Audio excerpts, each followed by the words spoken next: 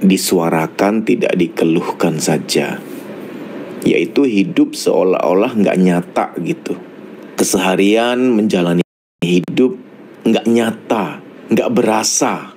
Ada beberapa penyebab ya. Penyebab yang paling utama adalah dia tidak hidup di hari ini, terlalu terbelenggu tentang banyak hal dari masa lalu.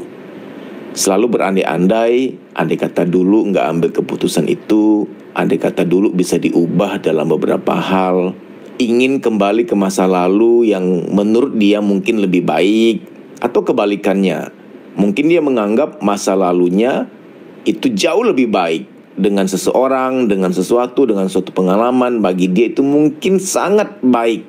Sehingga ketika kehilangan, dia merasa keadaan dia sekarang ini adalah keadaan yang tidak dia dambakan, bukan harapannya. Sehingga kayak nggak nyata, hidup di masa lalu jadinya. Jadi orang yang hidup di masa lalu ada dua versi. Satu, dia belum ikhlas akan sesuatu di masa lalu, belum memaafkan seseorang, merasa nggak nyaman akan sesuatu di masa lalu, bisa berupa trauma atau luka batin, atau kejadian di mana dia dikhianati, tidak dihargai, dan lain sebagainya. Ada kejadian-kejadian yang dia belum ikhlaskan, yang dia belum maafkan, yang dia belum relakan.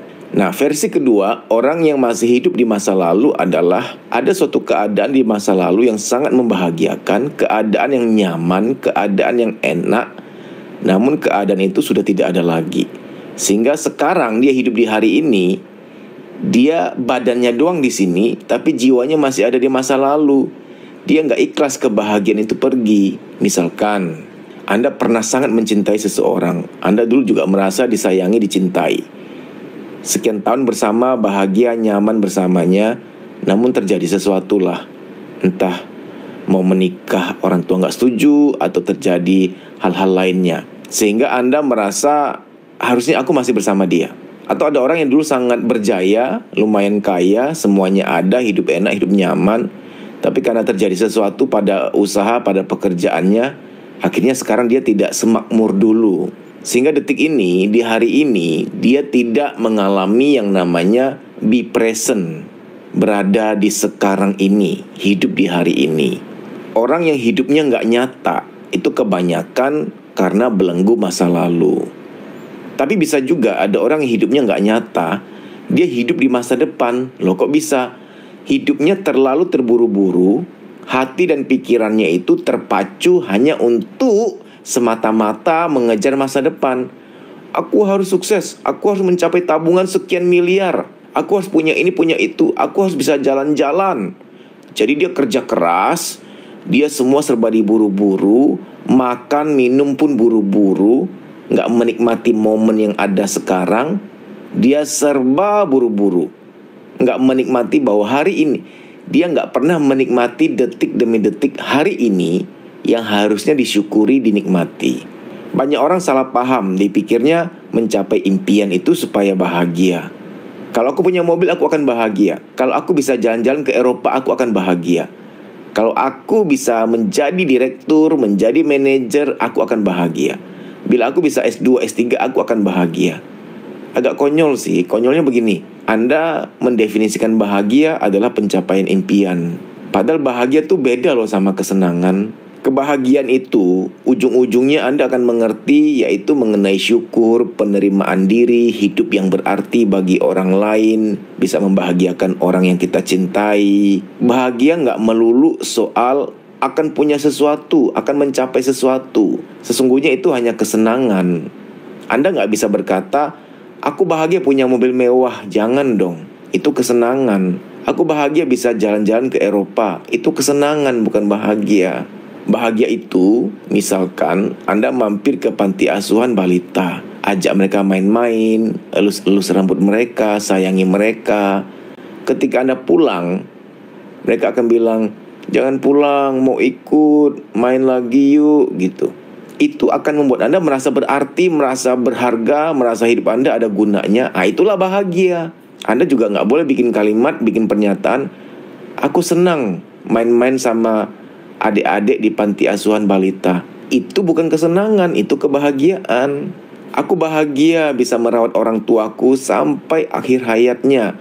Ketika beliau sakit, akulah yang menjagai, akulah yang ada di rumah sakit, menemani malam lepas malam. Nah, kita kembali ke topik kita. Hidup nggak nyata. Dalam fokusnya terlalu matok ingin mencapai sesuatu di masa depan. Terlalu ingin mencapai sesuatu di masa depan. Sampai-sampai dia nggak hidup di hari ini. Padahal untuk mencapai kesuksesan, apapun yang Anda ingin capai, harusnya Anda mencapainya dalam keadaan sedang bahagia.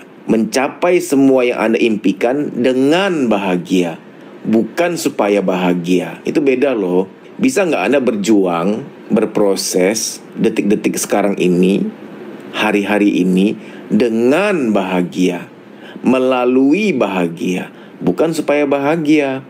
Ngerti nggak ya bedanya ya? Coba ya saya bikin kalimat simpel.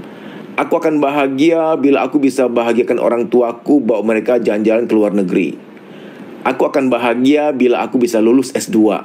Akan bahagia. Berarti bahagianya nanti tuh ketika lulus S2 tuh. Sekarang saya ganti kalimatnya. Sekarang aku sedang kuliah S2, aku bahagia banget hari demi hari. Ketika belajar, kuliah, ketemu dosen, ketemu teman-teman, belajar ilmu-ilmu baru yang lebih mendalam, aku bahagia banget. Nah, jadi Anda kuliah S2 sambil bahagia, sudah bahagia, sedang bahagia. Nah, itulah seni menikmati hari ini, menikmati proses. Ini kalau saya nggak sharingkan ya, Anda terjebak oleh dimensi waktu loh. Anda terjebak oleh bayangan Anda tentang masa depan Anda. Sehingga hari ini Anda tidak nikmati. Anda makan sehari 2 kali atau 3 kali. Anda makan, asal lalu, asal lewat, nggak dinikmati, buru-buru. Anda pernah dengar nggak mindful eating? Mindful eating tuh makan dengan menghayati, menikmati. Setiap potong makanan yang Anda masukkan ke mulut Anda, yang Anda kunyah, dinikmati, dirasain, peka akan nikmat. Nikmati hari ini.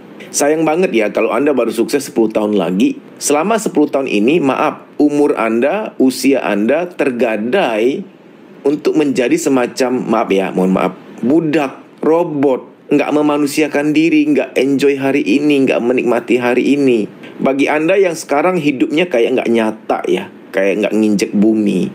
Ini mungkin penyebabnya yang paling utama, yaitu tolonglah jangan terjebak oleh masa lalu, jangan terjebak oleh masa depan. Kita boleh berharap akan masa depan, tapi tetap menikmati, mencapai harapan itu dengan bahagia. Ilusi masa lalu, terngiang-ngiang sesuatu di masa lalu. Ya, memang semua orang pasti akan terngiang-ngiang. Tapi pastikan bahwa Anda berada di hari ini. Yang paling nyata tuh hari ini. Kawan, bila Anda memang merasa nggak bisa melepaskan suatu masa lalu yang sangat menyedihkan, mungkin trauma atau luka batin, saya anjurkan sih, Anda tuh memang harus terapi. Sangat perlu terapi sih, supaya bisa rilis, bisa lepas, supaya Anda benar-benar nyata, hidupmu nyata di hari ini. Baik demikian ya, semoga video ini bermanfaat. Sampai jumpa, terima kasih. Kamu bisa follow Instagram saya, deddysusanto.pj_official. Di story itu ada jadwal training, silahkan dicek. Kalau kotamu termasuk di jadwal, WA nama peserta ke nomor panitia tersebut di kota itu untuk mendaftar. Kita kan mau membaik nih, mau meningkatkan kualitas hidup. Karena jangan-jangan luka-luka batin itulah yang membatasi, menghambat mental kita untuk maju. Sehingga mengalami yang namanya menunda pekerjaan, ragu ngambil keputusan, minder, mood swing, tidak sekreatif dulu lagi, negatif thinking, susah tidur, badan gampang capek, ada nyeri-nyeri nggak jelas di pundak, di perut, di dada, di kepala, dan lain-lain sebagainya, psikosomatik. Psikosomatik adalah, psiko itu jiwa, soma itu badan. Psikosomatik artinya ada beban-beban di jiwa, baik yang terpendam maupun yang disadari. Ketika secara akumulatif sudah penuh, dia nitip taruh beban di badan. Ada yang nitip taruh beban di kepala, jadilah migrain, rambut rontok, pelupa, insomnia, pikun dini, dan lain-lain sebagainya. Kalau ketombe karena salah sampo ya, beda jurusan itu, buruh kakak. Ada orang yang ketika jiwanya sudah penuh, jiwanya itu nitip taruh beban di perut, jadilah mah, nyeri head berlebihan, nafsu makan tinggi, nafsu makan rendah, dan lain-lain sebagainya. Saya nggak mau sebut nama-nama penyakit lain yang wah ya. Tidak baik menyebut nama-nama penyakit seperti itu karena dapat mensugesti. Saya sebutkan hanya gejala-gejala kesehatan yang sering dialami oleh kita semua, yang ringan-ringan. Time doesn't heal. Waktu tidak menyembuhkan. Kita perlu berusaha untuk memulihkan diri kita. Ada doa, ada usaha, harus seimbang. Kalau ternyata setelah kamu lihat jadwal di Instagram saya, tidak ada kotamu terdaftar di situ, apa boleh buat kamu ikut training secara pribadi. Ini coaching pribadi, nanti via WA call dengan saya. Tapi harus daftar dulu. Nah, daftarnya agak beda. DM, Instagram, kuliah psikologi. Daftar di situ, DM dulu. Bilang bahwa kamu mau daftar training private, coaching private. Baik demikian ya, semoga informasi ini bermanfaat. Terima kasih.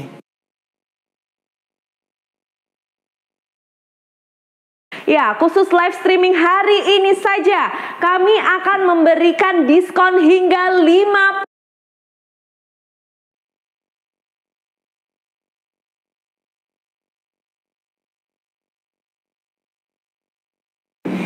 Siapa yang pernah nonton film kartun Inside Out? Angkat tangan.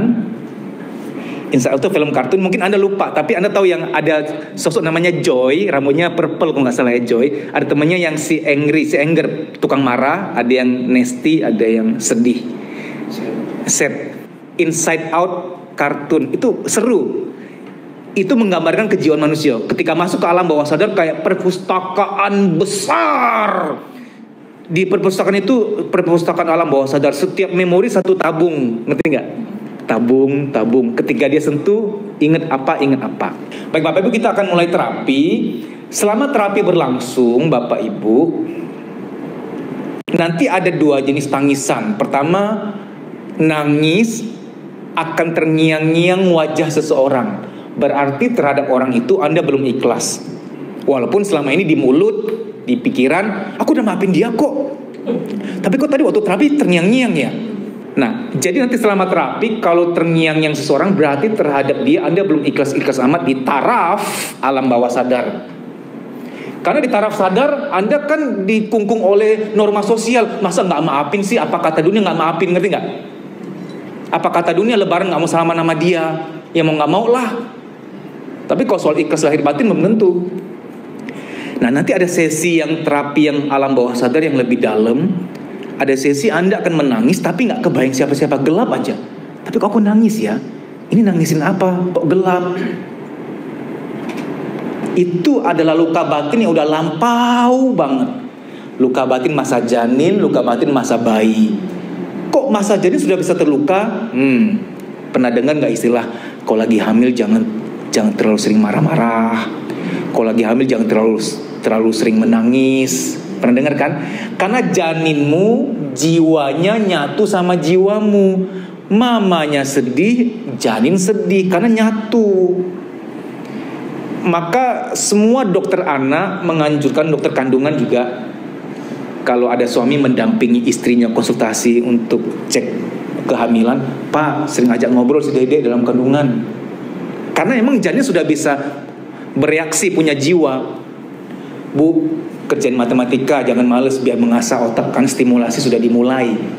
Dengerin musik Mozart, dengerin musik klasik, pernah denger gak? Karena stimulasi sudah mulai. Diajak ngobrol, Bu, kalau mertuanya zolim pindah aja. Ternyata pondok mertua indah gak indah. Pindah aja, karena selama hamil kalau tertekan gak baik buat janin. Pernah denger itu? Itu semua membuktikan janin sudah punya jiwa. Nah, selama terapi nanti berlangsung, kok aku nangis mulu ya, tapi kok gak terbayang apa-apa ya? Berarti aku ada luka batin masa janin. Mungkin dalam kandungan pernah mengalami mamaku terlalu sedih dan sedihnya transfer ke aku. Aku juga ikut merasakan. Atau mungkin ada penolakan. Hati-hati ya, pernah dengar gak? Kalau lagi hamil jangan sembarang ngomong. Pernah dengar? Jangan sembarang ngomong. Contoh, ada ibu-ibu lagi hamil nih, dijemur pakaian. Tetangganya mungkin dari luar kota udah nggak bersua, 2-3 bulan nggak di rumah. Pas kembali, Jeng, isi lagi, hamil lagi nih. Nah si ibu mungkin bercanda, iya nih di luar program kebobolan. Oh nggak boleh ngomong gitu. janinmu merasa tertolak. Yang harusnya apa? Alhamdulillah, puji Tuhan, disyukuri, jangan ditolak. Banyak anak remaja sharing ke saya, Om heran ya, padahal mamaku tuh baik, sumpah baik, cuman kok aku gak pernah bisa deket loh, kenapa ya? Tapi mamaku gak pernah jahat sama aku, tuh gak pernah baik, cuman untuk aku yang bisa deket mama, untuk manja-manja kok gak bisa gitu loh. Kenapa ya? Ah, itu ada penolakan dalam kandungan, luka batin yang dalam, urusannya kadarnya alam bawah sadar. Atau lagi hamil nih, ini cewek nih, semoga cowok, atau cowok semoga cewek, tersugesti, tertolak juga. Udahlah, cowok sama cewek itu semua sama-sama anugerah, setuju? Gak usah lah mengharapkan cowok atau cewek, semua itu takdir. Ini sedikit informasi saja. Bagi Anda laki-laki tapi merasa feminin, ada kemungkinan dulu terlalu diharapkan cewek. Kebalikannya, Anda seorang wanita tapi kok aku kayaknya tomboy banget ya, jiwa maskulinku. Nah, selama ini kan dipahami aku berada pada raga yang salah. Enggak, kamu hanya tersugesti di masa kandungan, tertolak kok, dan itu bisa disembuhkan. Nah, jadi nanti selama terapi berlangsung, kok aku nangis melulu ya, tapi nggak kebayang apa kok gelap. Kenapa bisa gelap? Pikiranmu mencari-cari, ini luka yang kepada siapa ya? Aku luka sama siapa? Pikiran sering tidak tahu luka-luka yang sebelum dia ada. Pikiran tuh baru ada di masa kanak-kanak 4, 5, 6, 7, 8. Sebelum itu pikiran belum tumbuh. Contoh bayi apakah punya pikiran? Bayi gak akan ngerti soal saham, bayi gak akan ngerti mamanya marah karena lagi capek. Yang bayi tahu mamanya marah, mama jahat, ngerti gak? Seprimitif itu. Ada banyak luka yang terjadi di masa bayi, masa balita, yang dimana pikiran belum tumbuh. Pikiran itu ibarat orang baru. Orang baru gak akan tahu peristiwa-peristiwa lama. Nah, kenapa saya cerita panjang lebar Bapak Ibu? Nanti selama terapi berlangsung, kalau saya nggak kasih tahu ilmiahnya dulu, Anda takutnya Anda jadi cemas. Ih, kok aku nangis mulu, nggak jelas lagi nangisnya. Nggak tahu nangisin apa, nangis aja tapi gelap gitu. Jangan-jangan sekte-sekte aliran sesat nih. Ini praktek perdukun, aduh pulang serem, pulang. Anda pulang, Anda rugi. Padahal luka-luka batin yang tersembunyi itulah yang menyebabkan selama ini sering mood swing, suka marah-marah nggak jelas. Kalau lagi di kafe tuh nongkrong kayak pengen nangis, Anda bingung, ini mau nangisin apa sih? Karena masalah apa-apa, Anda meninjau 360 derajat. Karena apa-apa kok, setan kali ya, setan lagi difitnah. Kasihan setan difitnah lagi. Kadang selain orang meruqyah orang lain ya, keluar setan, keluar dari badannya. Dalam hati saya, mungkin setannya ngomong, gua lagi di luar, kata setan. Fitnah aja lu, gua nggak di situ. Contoh ya, ada perempuan gak mau nikah, diruqyah dengan redaksi, keluar setan dari badannya. Saya berani yakin, saya berani jamin, wanita yang gak mau nikah, citra pernikahan di alam bawah sadarnya rusak. Akibat papa mamanya sering berantem depan dia, atau akibat mamanya sering disakiti oleh bapaknya. Mamanya sering curhat soal dilema kepahitan pernikahan kepada putrinya, sehingga rusak nuansa pernikahan bagi putrinya. Pernikahan itu neraka aja, ngerti gak? Kita akan mulai terapi. Bapak Ibu, saya minta kerjasamanya, HP-nya mohon di silent. Karena pernah di sebuah kota pas lagi husuk-husuknya terapi ada ringtone Cucuk Rowo, coba. Kan kacau ya, aduh. Saya tuh tetap harus elegan, jangan marah, kan berat dia jadi saya gitu. Coba dicek yuk, coba cek sama-sama ngecek HP yuk. Jangan sampai ada ringtone yang aneh-aneh gitu.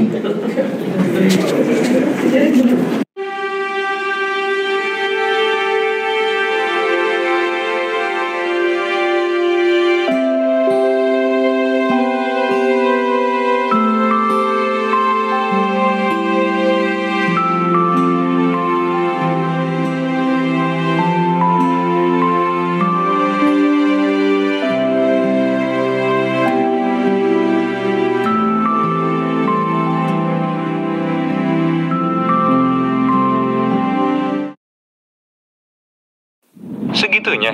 Ih, parah sih. Awalnya tuh juga gue nggak mau ikut-ikutan.